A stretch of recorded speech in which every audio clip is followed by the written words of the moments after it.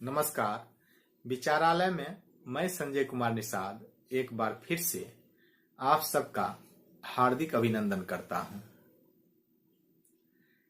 अच्छी बातें बनाम सच्ची बातें, आज हम इस पर विचार करेंगे। यह कह सकते हैं कि आज का यह वीडियो मुझे क्यों सुने उसका दूसरा भाग है।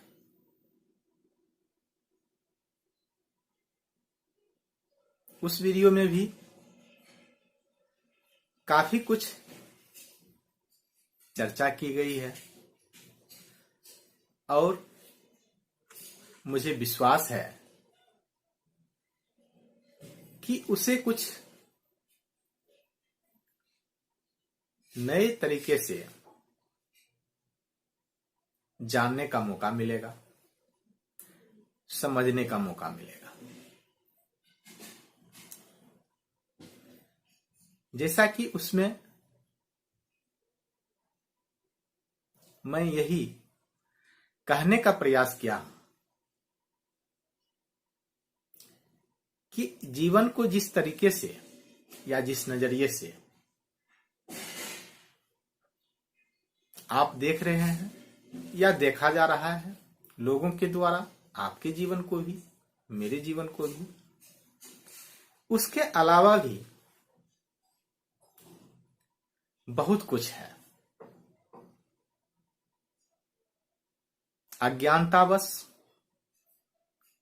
या जो समय का भंवर है उसमें फंसकर हम लोग जानते हुए भी अपना जीवन जी नहीं पाते हैं। और यह परेशानी निचले स्तर में तो बहुत कम है, जैसे जैसे ऊपर बढ़ते हैं यह परेशानी भी बढ़ती जाती है। प्रतिदिन कुछ न कुछ ऐसी घटनाएं घटती है कि जिनके पास सब कुछ है और ऐसा लगता है कि उनका जीवन सुखमय है। अचानक वह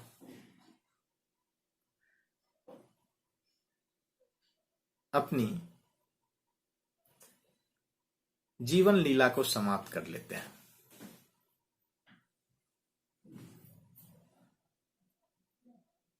एक यह भी जो संदेश है उसको समझने की आवश्यकता है। जो भी घटनाएं होती है चाहे कहीं भी हो, उससे कुछ न कुछ सीखना चाहिए, कुछ न कुछ समझना चाहिए।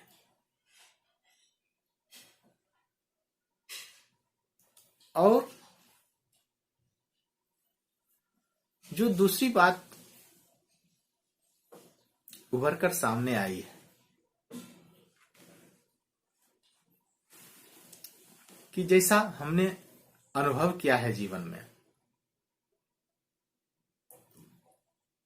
जो हमारी मान्यताएं हैं जिसे हम अटल मानते हैं, सत्य मानते हैं, क्योंकि वे हमारे अभिभावकों द्वारा या महापुरुषों द्वारा कहा गया है।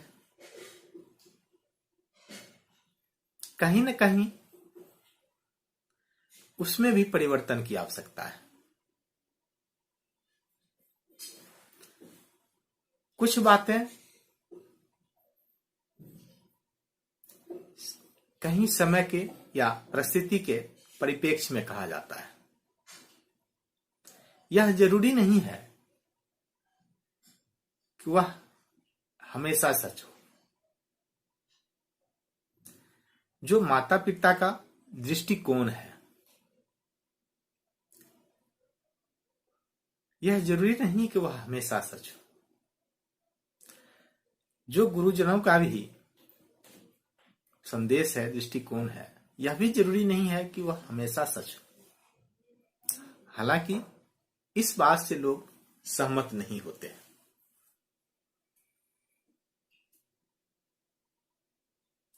अक्सर यही देखा गया है, जो गरीब प्रदेश हैं वहां गुलाम बनने और गुलाम बनाने की प्रवृत्ति अधिक होती है, और स्वाभाविक रूप से उसमें सभी लगे हुए रहते हैं।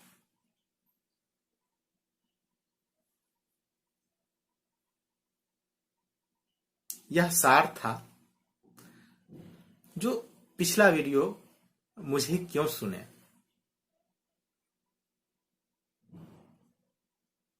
है उसका।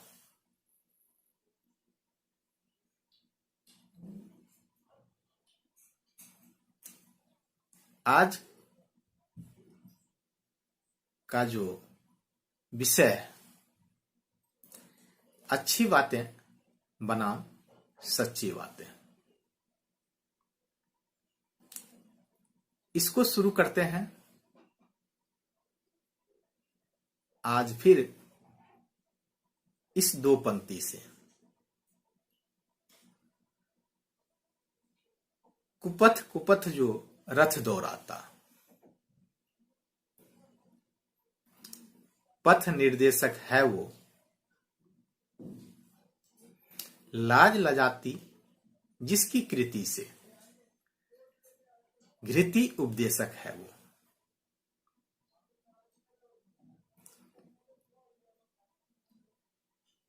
यह भी मैं बहुत पहले पढ़ा था और सिर्फ इतना ही याद है। हालांकि यह एक लंबी कविता थी।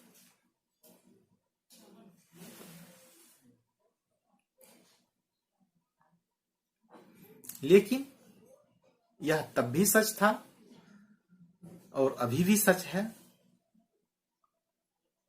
और जैसे जैसे समय बढ़ता जा रहा है, बीतता जा रहा है, यह और ज्यादा सच होता जा रहा है। इसका अर्थ समझ लें।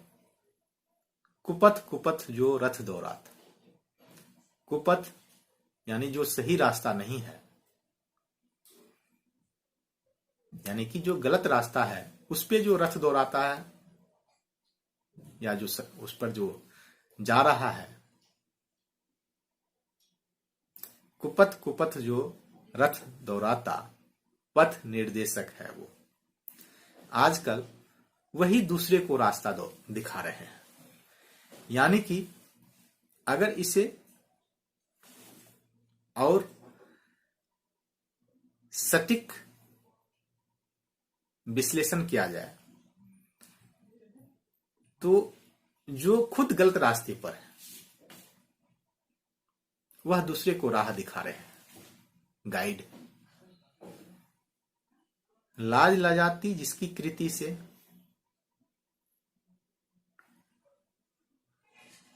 यानी जिनके कर्म से, जिनके काम से लाज यानी लज्जा को भी लज्जा आती है, घृति उपदेशक है, वही आजकल दूसरे को उपदेश दे रहे हैं कर्म अच्छा करने के लिए।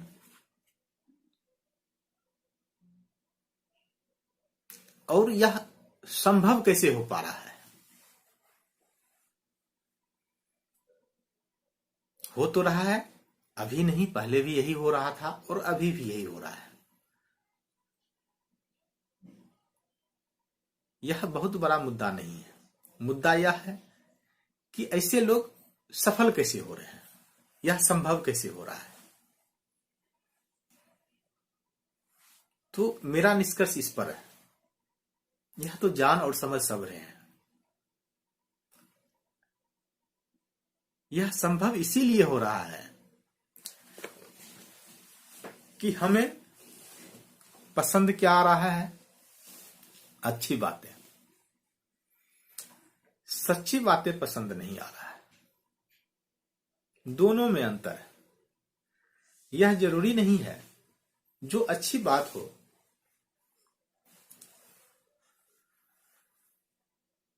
वो सत्य हो।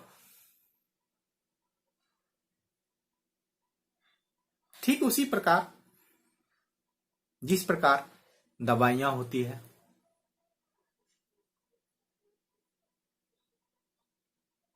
जो भी दवाइयां हम लोग खाते हैं उसमें शायद ही कोई स्वादिष्ट हो। अगर स्वादिष्ट दवाई होती है तो हम लोग संदेह भी करते हैं। उनकी गुणवत्ता पर यह माना जाता है कि दवाइयां जो है वह कड़वी होती है, स्वादिष्ट नहीं होती है। उसी प्रकार जो अच्छी बातें हैं वह लाभदायक हो, प्रेरणादायक हो, इसमें संदेह है और हमेशा से रहा है। सच्ची बातें कड़वी होती है, यह हम सब जानते हैं। इसीलिए जो लोग सच बोलते हैं वे लोग लोगों के प्रिय पात्र नहीं होते। अक्सर यह देखा गया है और हर एक जगह इस तरह के उदाहरण हैं। यह कोई ऐसी भी पहेली नहीं है कि जिसे बुझा नहीं जाए। कहीं भी देख सकते हैं। अगर YouTube का ही उदाहरण ले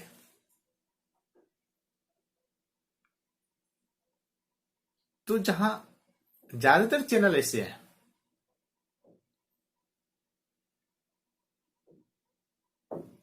कि जो एक प्रायोजित है या ऐसे प्रोफेशनल के द्वारा बनाया गया है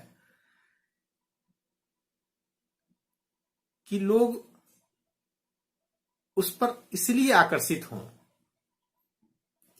कि कहीं न कहीं वे भ्रम फैला रहे हैं। सीधे तौर पर वह झूठ नहीं हो और सच जैसा लगे, मतलब सच भी नहीं हो।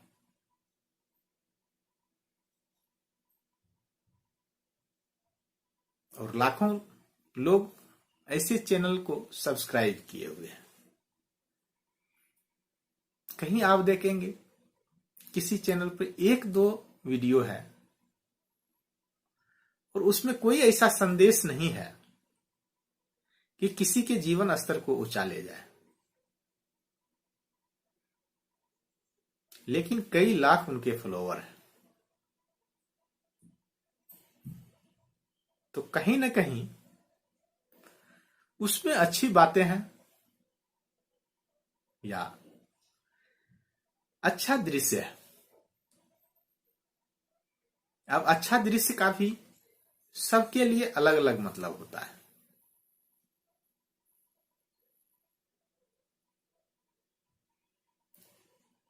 किसी के लिए अर्धनग्न दृश्य भी अच्छा दृश्य है, अच्छा तस्वीर है, क्योंकि वे वैसे ही चीजों को चाहते हैं या वैसे ही तस्वीरों को समाज में बोलबाला भी है।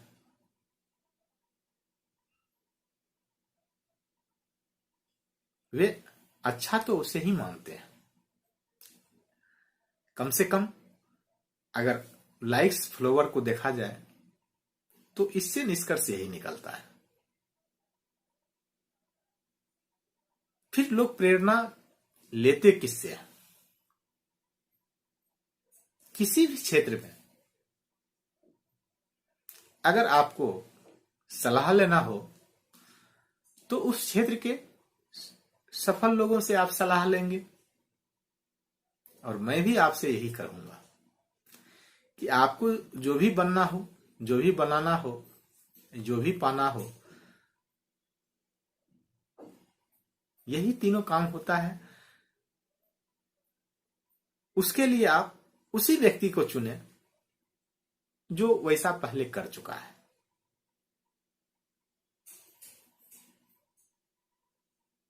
जो उस क्षेत्र में सफल है। मैं भी यही सलाह दूंगा, क्योंकि यही प्राकृतिक नियम है। अब वे सफल कैसे हैं? अगर आपको मोटिवेशनल स्पीकर बनना है तो सलाह यही तो दिया जाएगा कि जो मोटिवेशनल स्पीकर है उनसे आप ट्रेनिंग लें। दूसरे से ट्रेनिंग लेंगे तो वे आपको उसका गुण नहीं सिखा पाएंगे, उनका रहस्य नहीं बता पाएंगे।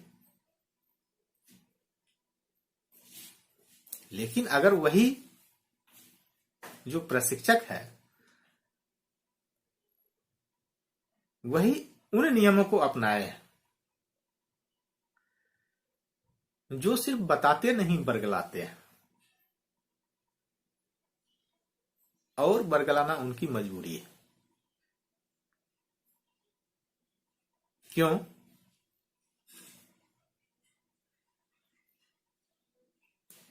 क्योंकि लोगों को सच्ची बातें कड़वी लगती है। लोगों को अच्छी बातें सुनने में मजा आता है। तो आप भी वही कहेंगे और आपको सिखाया भी वही जाएगा।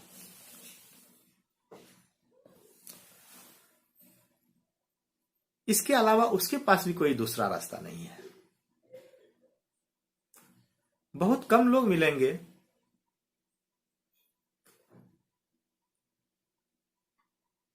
कि जो सच्ची बातें बताने के लिए तैयार हो जाए।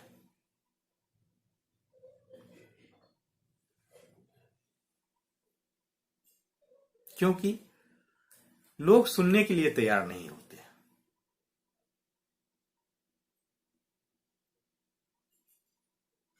यह सौभाग्य कहिए, यह दुर्भाग्य कहिए। व्यावसायिक युग में सफल वही है जो किसी भी प्रकार से सफलता को हासिल कर चुके हैं।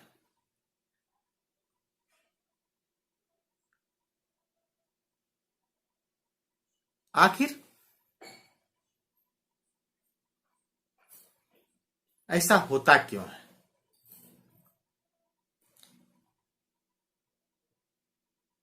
इसका कारण क्या है? जब आप जीवन के आधार के बारे में जानेंगे,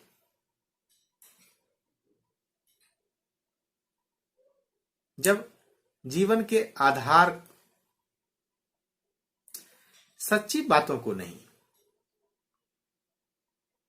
बल्कि अच्छी बातों को बनाया जाता है या बनाया जा रहा है,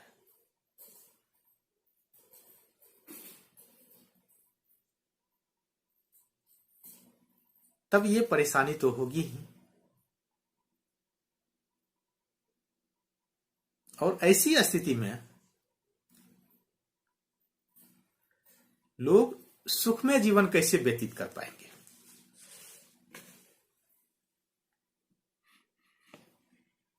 हमारा जो प्रमुख उद्देश्य है यह बोलने का या विचारालय में बोलने का, वह सिर्फ इतना नहीं है कि पैसा कैसे कमाया जाए या लगातार बोलते रहें, बहुत कुछ बोल दें या थोड़े समय में कुछ बोल दे या 10 मिनट का टिप्स दे दे।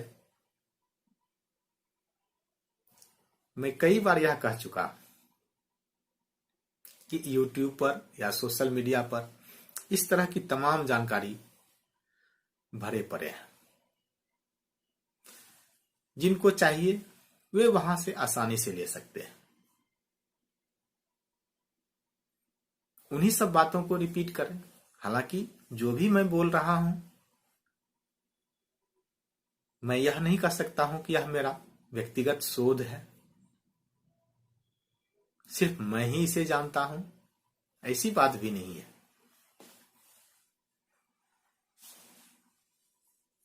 हाँ, कुछ हद तक इसमें मेरा अपना भी अनुभव है। बाकी ज्ञान तो हमेशा उधार का ही होता है। अगर उस पर विश्वास हो जाए तो वह अपना है, नहीं तो वह उधार का ही रहता है।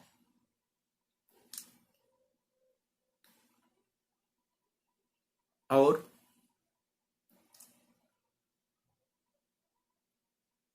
जो मेरा मुख्य उद्देश्य है,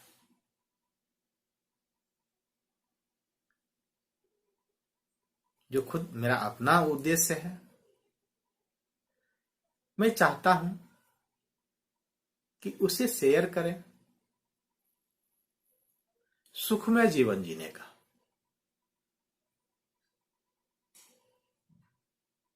इसीलिए मैं शेयर करना चाहता हूं कि इस विषय पर जो लोग बताते हैं, असल में वे बताते नहीं हैं, वे बरगलाते हैं।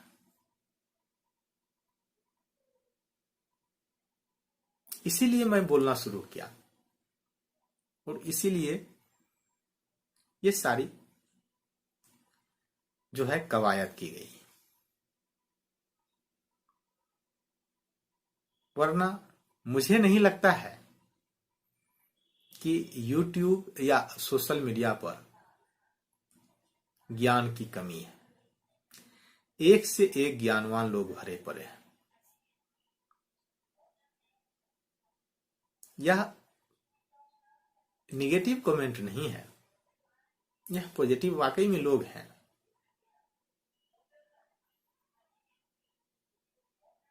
लेकिन मुझे लगा कि कहीं न कहीं कमी है। उस कमी को भरा जाए, दूर किया जाए। हो सकता है इसके बाद या अभी भी कई लोग होंगे जो मुझसे बेहतर भी बता रहे होंगे या बेहतर बताएंगे, क्योंकि जिनसे अपेक्षा थी या जिनसे अपेक्षा है वही बताते नहीं हैं, वे बरगलाते हैं।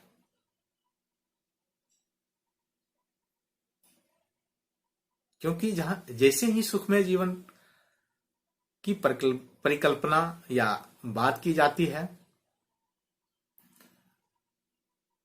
तो लोगों के मन में झट से एक ही वाक्य आता है, संतोषम परम सुखम।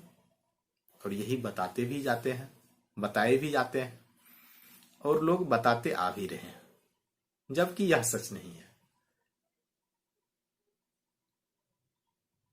यहीं से सारी परेशानी शुरू होती है।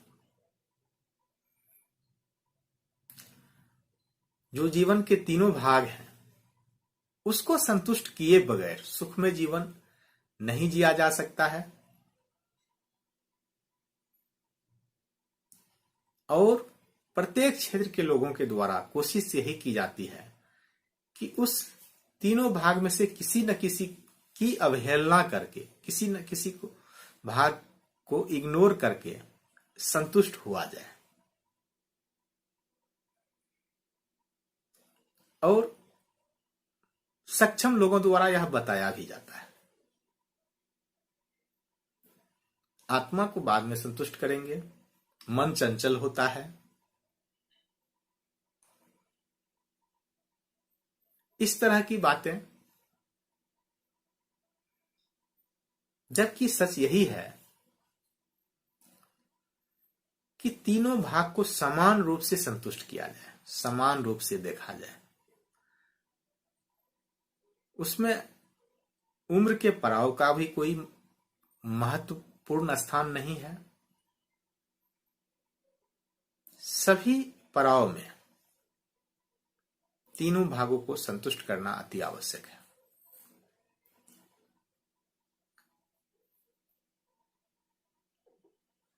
और उस वीडियो में एक शब्द या एक कारण की भी चर्चा की गई थी, मानसिक गुलामी की, जो मुझे लगता है कि यह सबसे बड़ा कारण है सामाजिक पिछड़ेपन का, या आर्थिक पिछड़ेपन का, या बौद्धिक पिछड़ेपन का। और धीरे धीरे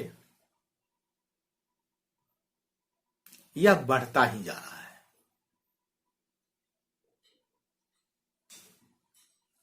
यह कम नहीं हो रहा है।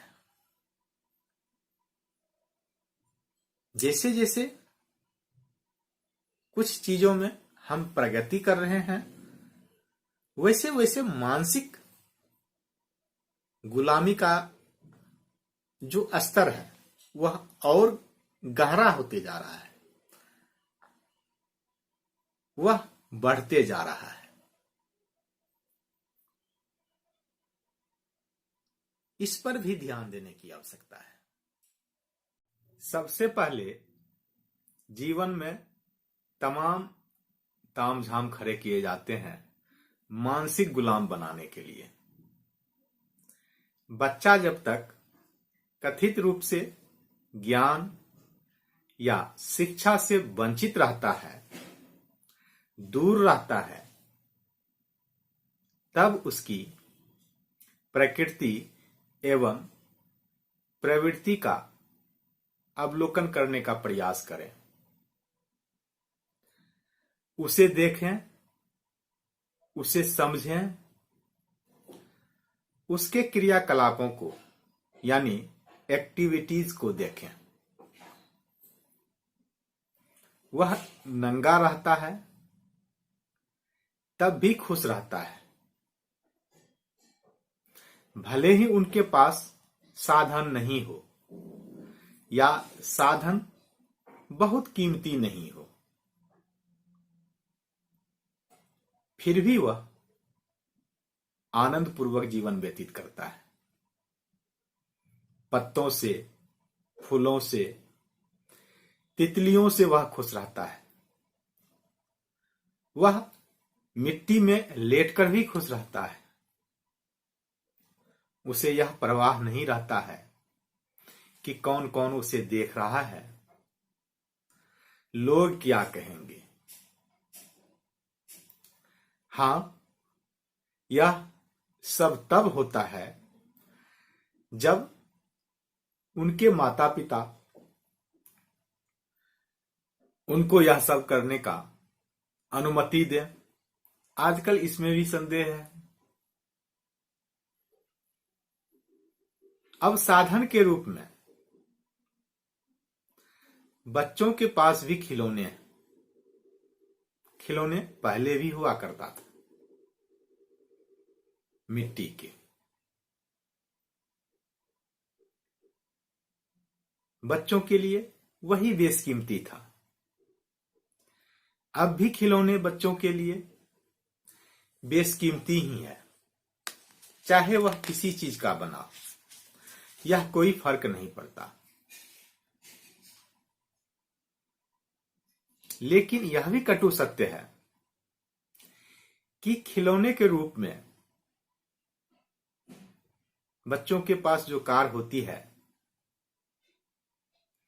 उसे पाकर वह जितना आनंद की प्राप्ति करता है, वह असल में कार में बैठ के उस आनंद की प्राप्ति नहीं कर पाता है। यही सच्ची बातें हैं। जीवन से हमें दूर किया जाता है, किया जा रहा है। इसके लिए हम सब जिम्मेदार हैं। इसके लिए किसी एक व्यक्ति या किसी और पर आरोप लगा दें, यह सच नहीं होगा। रोज जो घटनाएं घट रही है,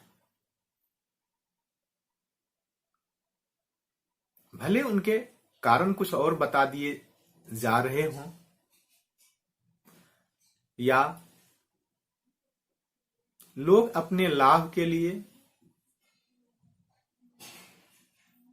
अपनी बुद्धि से उस चीज को किसी और तरफ मोड़ दे रहे हों, असल में वह कारण नहीं है।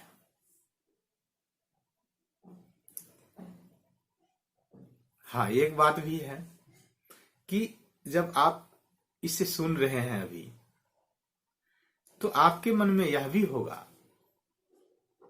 यह भी विचार जरूर आएगा कि मेरे कहने का मतलब यह तो नहीं है कि लोगों को विकास नहीं करना चाहिए या प्रगति नहीं करना चाहिए, या मैं उसके खिलाफ बोल रहा हूं।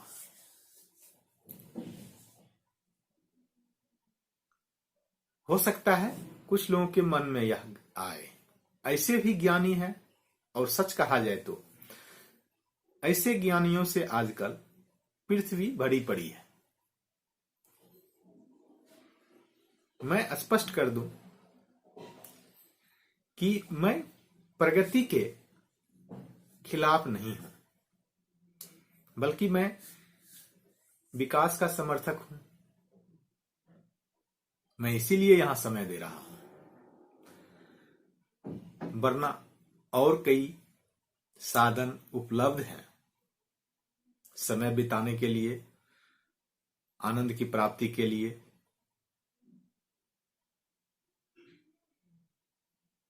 मैं पहले भी बता चुका हूं कि असल में जीवन में आनंद की प्राप्ति के लिए या सुखमय जीवन व्यतीत करने के लिए प्रत्येक दिन, या कहिए प्रत्येक पल, विकास करना आवश्यक है। जिस दिन किसी व्यक्ति का विकास करना रुक जाता है, उसी पल से वह जीवन को जी नहीं रहा होता है। उस पल को किस नाम से पुकारा जाए, यह बताना भी उचित नहीं होगा। जैसा कि मैंने कई बार कह चुका हूं, और आज मैं फिर बोल रहा हूं कि असल में जीवन के 3 भाग हैं, बॉडी, माइंड और सोल। सुखमय जीवन के लिए स्वस्थ मन, स्वस्थ तन और संतुष्ट आत्मा का होना बहुत जरूरी है, और इसके लिए पर्याप्त साधन यानी कि सफिशिएंट वेल्थ की आवश्यकता होती है। मुफ्त में नहीं होता। इस बात को हमेशा समझ लें। बेशक कोई महापुरुष या ज्ञानवान आपको सिखा गए हों, पढ़ा गए हों, या आप उसे मानते हो, मन लगा यार फकीरी में, गीत संगीत में यह बहुत अच्छा लगता है सुनने में। असल में फकीर को भी धन चाहिए, यह उनको पता है, बल्कि उनको सबसे ज्यादा धन चाहिए, यह भी उन्हें पता है, क्योंकि वे जीवन में आनंद की प्राप्ति के लिए आगे निकल चुके हैं।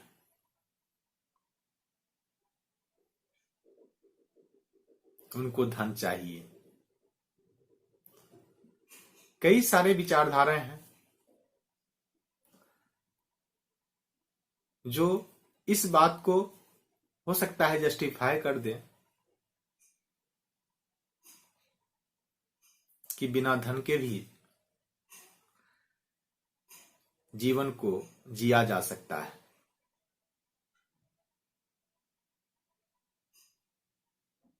उस थ्योरी को वे सिद्ध भी कर देंगे, लेकिन प्रैक्टिकल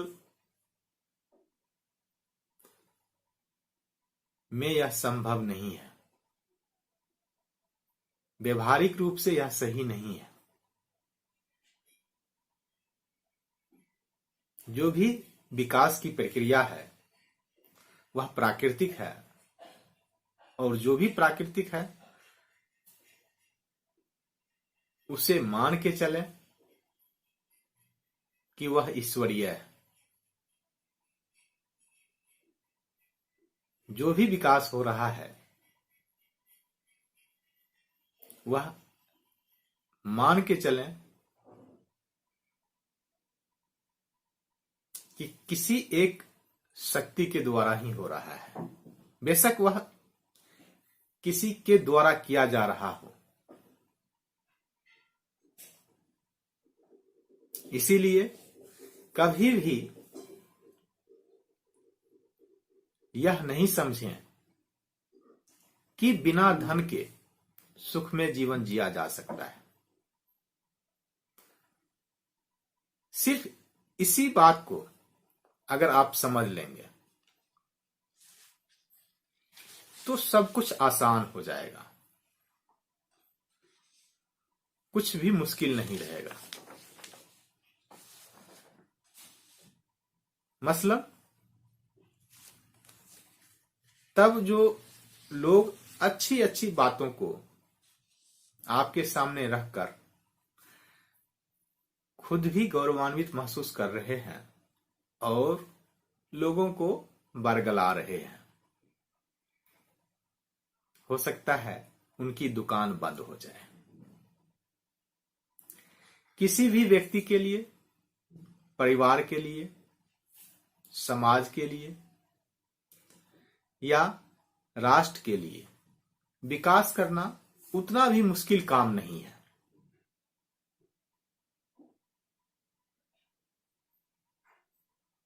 जितना मुश्किल काम बताया जा रहा है या बनाया जा रहा है। अगर व्यक्ति चाहे या परिवार चाहे या समाज चाहे या सरकार चाहे,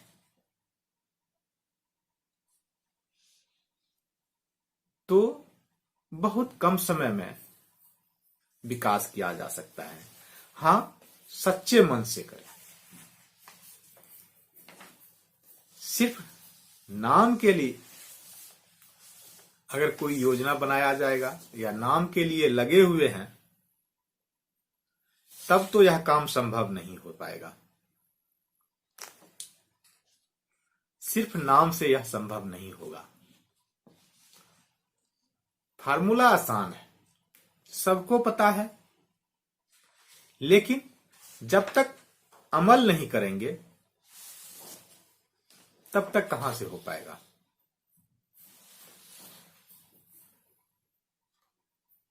आप इस पर ध्यान दें। जो विकास का फार्मूला है, पहला तो जनसंख्या नियंत्रण करना अति आवश्यक है। बगैर इसके अगर वर्तमान परिप्रेक्ष्य में कोई यह दावा करे कि व्यक्ति या परिवार या राष्ट्र विकसित हो जाएगा, तो वह सिर्फ बरगला रहे हैं। भविष्य की बात मैं नहीं कह रहा हूं। हो सकता है कोई दैवीय शक्ति, ईश्वरीय कृपा हो जाए, वह अलग बात हो सकती है, लेकिन वर्तमान परिप्रेक्ष्य में यह असंभव है। इसीलिए जनसंख्या नियंत्रण पहला कदम है वर्तमान परिप्रेक्ष्य में। दूसरा, जैसे ही जनसंख्या नियंत्रित हो जाएगी तो हमारे पास सारे साधन उपलब्ध हो जाएंगे। साधन जो है वह पर्याप्त हो जाएगा या सफिशिएंट माना जाएगा हर एक को शिक्षित बनाने के लिए। यह भी जरूरी है वर्तमान परिप्रेक्ष्य में या वर्तमान समय में या किसी भी समय में। अगर विकास करना है तो मन और आत्मा को संतुष्ट करने के लिए ज्ञान का होना बहुत जरूरी है और ज्ञान की प्राप्ति के लिए शिक्षित होना भी आवश्यक है। यह जरूरी नहीं है कि शिक्षित व्यक्ति ज्ञानवान हो जाए, लेकिन यह संभावना अधिक है कि शिक्षित व्यक्ति को ज्ञानवान बनाया जा सकता है। मैं इसीलिए कह रहा था कि जो शिक्षण संस्थान है यानी विद्यालय महाविद्यालय है उसे ज्ञान प्राप्ति का केंद्र नहीं माना जाए। वह सिर्फ यह तैयार करने के लिए है कि वहां से शिक्षा ग्रहण करने के उपरांत व्यक्ति ज्ञान को प्राप्त कर सकते हैं या करने में सक्षम हो जाएंगे। मतलब यह सिलसिला तो अनवरत जारी रहनी चाहिए, लेकिन ऐसा माना जाने लगा कि वहां से शिक्षा ग्रहण करने के बाद व्यक्ति ज्ञानवान हो जाएंगे, तो यहां परेशानी यही उत्पन्न हो गई। तो दूसरा जो कदम है कि जनसंख्या नियंत्रण करने के बाद लोगों को शिक्षित कीजिए, और तीसरा कदम है जिनको आप शिक्षित कर चुके या शिक्षित कर रहे हैं, हो सकता है उसके बाद या समानांतर में यानी साथ में सबको यानी 100% लोगों को प्रशिक्षण दीजिए किसी न किसी काम का,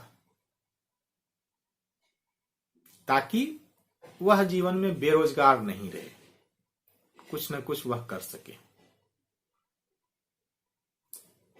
जब लोग प्रशिक्षित होंगे या 100% लोग प्रशिक्षित होंगे तो वे अवसर को ढूंढने में या अवसर को उत्पन्न करने में सक्षम हो जाएंगे। क्योंकि जनसंख्या का दबाव कम हो जाएगा तो लोगों को पर्याप्त रूप से आगे बढ़ने का मौका मिलेगा। वर्तमान परिप्रेक्ष्य में भविष्य की गणना करने वाले कुछ अलग विचार रखते हो या इस क्षेत्र के जो जानकार हैं वे अलग विचार रखते हो। ध्यान दें, अर्थशास्त्र को पढ़ के या उसकी समझ रख के लोग धनवान नहीं बन सकते, क्योंकि अर्थशास्त्र में गरीबी का अध्ययन किया जाता है, अमीरी का नहीं। इसलिए उनके फार्मूले को ध्यान में रख के या वे जो बता रहे हैं वह विकास का फार्मूला नहीं है। यह सिंपल सा 3 स्टेप का फार्मूला है। पहला, जनसंख्या नियंत्रण, शिक्षण और प्रशिक्षण। अगर कोई भी सरकार, कोई भी परिवार या समाज इस पर काम करेंगे तो निश्चित रूप से वे धनवान बनेंगे, वे विकसित हो जाएंगे। ऐसा नहीं कि चुटकी बजाते ही विकसित हो जाएंगे, धनवान बन जाएंगे, लेकिन देर सवेर सभी सफल होंगे धनवान बनने में। इसमें कोई रॉकेट साइंस नहीं है, यह आसान काम है। लेकिन अभी हो क्या रहा है, लोग क्या कर रहे हैं, व्यक्तिगत स्तर पर या सामाजिक स्तर पर या सरकार के द्वारा एक दूसरे पर आरोप लगा रहे हैं। उनके कारण अमुक वर्ग या समूह या अमुक व्यक्ति, अगर व्यक्तिगत रूप से कोई बोल रहे हैं तो यही बताएंगे किसी और के कारण वह धनवान नहीं बन पाया है। और सरकार अगर कहेंगे तो स्वाभाविक रूप से अपने विपक्ष में जो है या उनके पहले जो भी शासन में थे उन पर आरोप लगाएंगे कि उनके कारण लोगों का भला नहीं हुआ है। हालांकि किसी भी सरकार का या सामाजिक सचेतक का या व्यक्तिगत रूप से लोगों का, बहुत कम लोगों का वास्तविक रूप से इच्छा है कि लोगों का भला हो। यह आसान काम है, यह मुश्किल काम नहीं है, लेकिन मुफ्त के लालच में या मुफ्त का लालच देकर लोगों को पंगु बनाया जा रहा है, या कहें लोग उसमें खुश भी हैं, लोग पंगु बन भी रहे हैं। इसका दूरगामी परिणाम कभी भी सुखद नहीं हो सकता है, नहीं होगा। भले ही वर्तमान में मुफ्त का अनाज स्वादिष्ट लगे, लेकिन भविष्य में यह भी संभव है कि लोगों की इच्छा चबाने की भी नहीं हो। अभी मुफ्त में अगर आप किसी को खिला रहे हैं, एक समय आएगा खाने वाला यह भी चाहेगा कि चबा के भी कोई और उसे दे।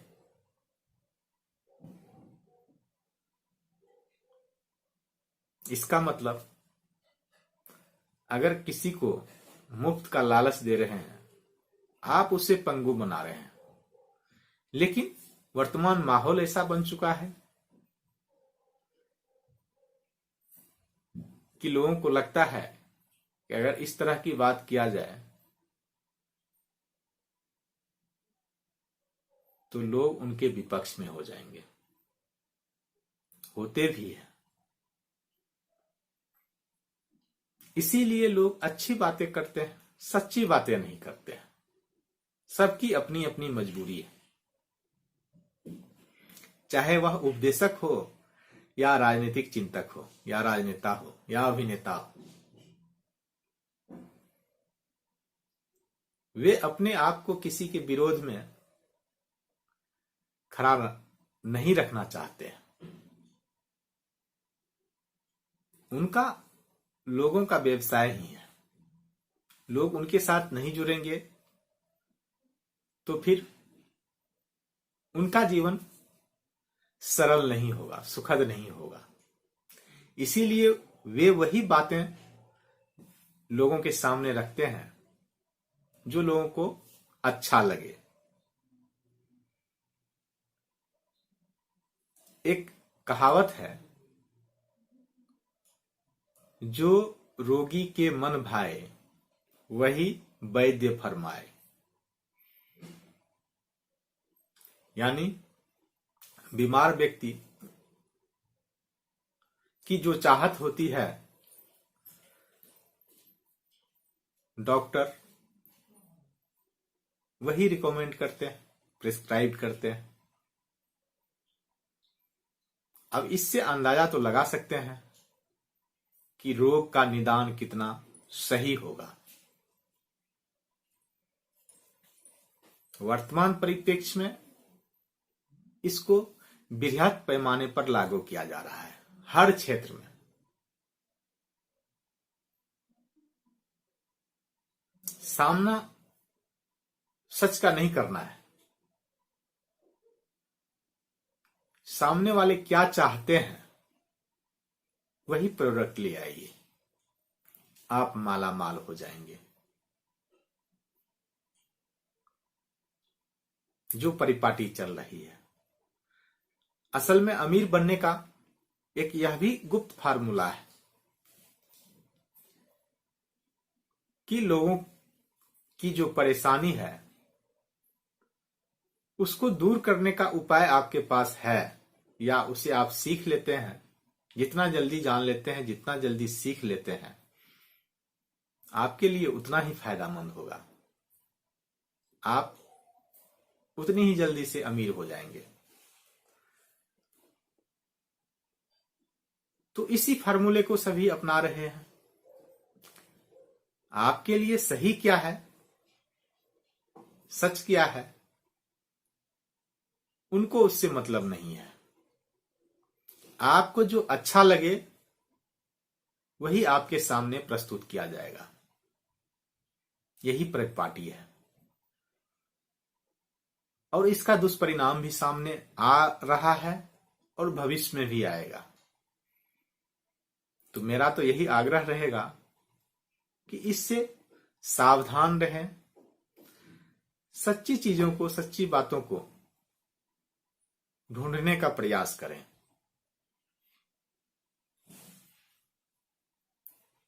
असल में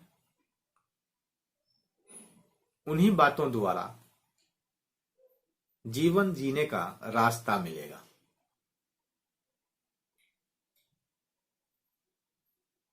आज के लिए बस इतना ही। यहां तक सुनने के लिए, यहां तक